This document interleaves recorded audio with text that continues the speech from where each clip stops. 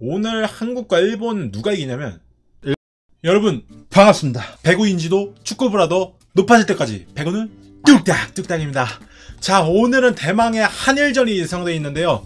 과연 한일전의 과정과 결과는 어떨지, 그리고 일본은 어떤 팀인지 알려드리고자 합니다.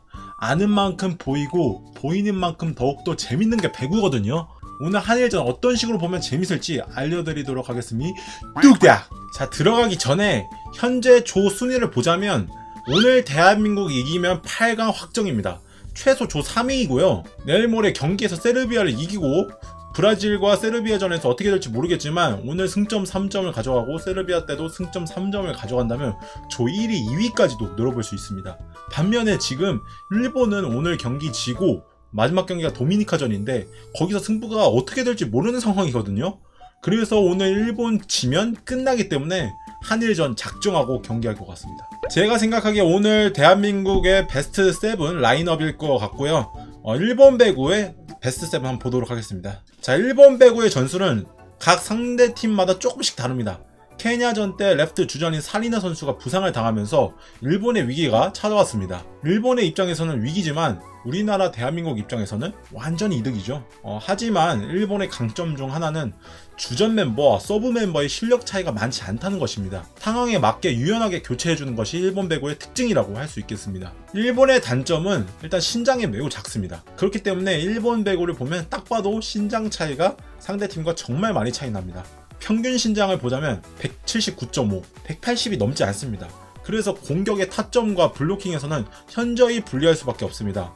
그런데 일본이 가장 무서운 이유는 무엇이냐면 본인의 약점을 잘 알고 있는 것입니다. 사실 상대방의 분석과 약점은 전력 분석관이 모든 경기를 분석해서 빅데이터화 되어 있고 상대팀에 따른 전술을 조금씩 변화시켜서 그에 맞게 훈련을 하면 되지만 사실 본인 팀의 약점을 알고 그 약점을 극복하는 것이 비교도 안 되게 훨씬 더 힘든 일이거든요.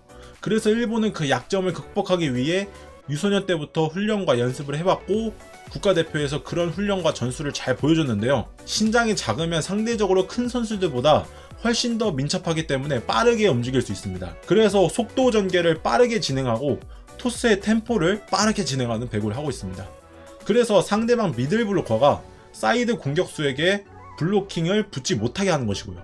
근데 여기서 중요한 게 뭐냐면 템포가 빠른 배구랑 스피드 배구랑 헷갈리시면 안 됩니다. 전혀 다른 개념입니다. 일본 공격수들은 스윙이 상당히 빠릅니다. 볼을 빠르게 쳐서 블로킹 사이를 보거나 쳐내기를 하는 등 다양한 공격을 많이 구사하는데 특히 이 블로킹 사이로 때리는 능력이 엄청납니다. 이시카와 선수 같은 경우 키가 173cm 밖에 안 되는데도 10득점 이상씩 하는 일본의 주 득점원이자 공격수이죠. 그리고 일본 블로킹이 상당히 낮기 때문에 주로 블로킹을 유어 블로킹을 만들려고 합니다.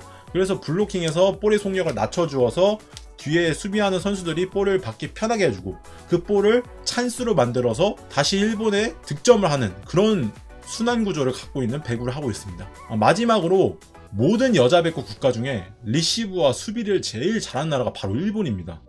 키가 작은 대신 수비로 모든 공을 커버해서 올리겠다 이런 마인드거든요. 이 질식 수비가 상대방의 체력과 인내, 기세를 엄청 깎습니다. 그래서 확실한 공격을 해야 합니다. 이렇게 일본 배구의 특징을 얘기해 보았고요. 그럼 오늘 한일전에서 과연 한국은 일본을 상대로 어떤 전술을 펼치고 경기가 어떻게 될지 정말 궁금하실 텐데 제가 생각하기에 오늘 한국과 일본 누가 이기냐면 한국이 이깁니다. 하지만 절대 쉽지 않을 거라고 생각됩니다. 제가 예상하기에는 3대1로 이길 것 같은데 벼랑 끝 승부를 많이 가지 않을까 싶습니다. 25대 23 경기라든지 듀스 경기가 많이 나올 거라 예상되고요. 일단 오늘 한국의 전술은 이런 빠른 템포를 가진 일본을 상대로 우리는 첫 번째 우리의 높이를 살려야 됩니다. 우리가 평균 신장이 5cm나 높고 김연경, 양효진, 김수지, 김희진, 박정화 이 선수가 모두 키가 185cm 이상 되므로 일본의 블로킹 위에서 공격을 하거나 블로킹 쳐내기 득점을 해서 득점을 성공을 해야 됩니다. 두 번째 블로킹입니다. 말씀드렸다시피 우리가 높이가 높으므로 높이에서 압도해야 하고 주의해야 할 것은 일본이 블로킹 사이를 특히 잘 보니까 블로킹 사이를 촘촘히 블로킹을 서야 합니다. 세 번째는 다양한 공격 패턴입니다.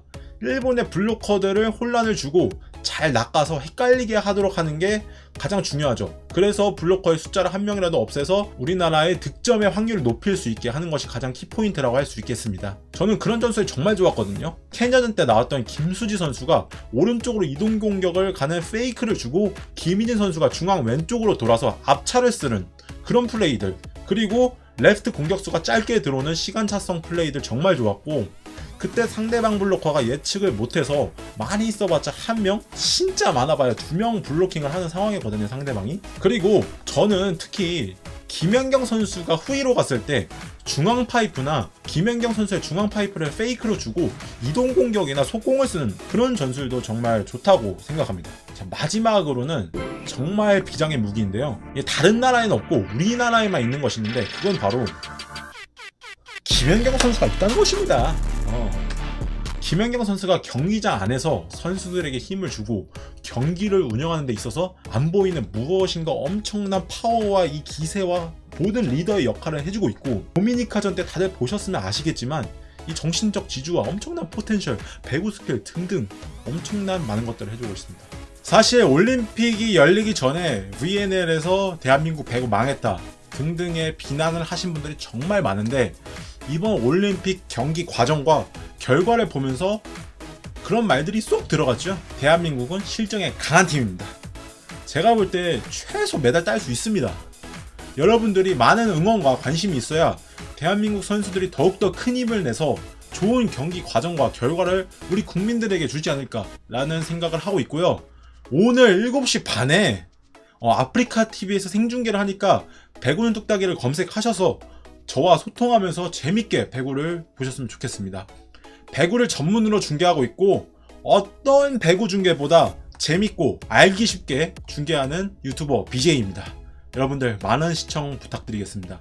대한민국 팀코리아 화이팅!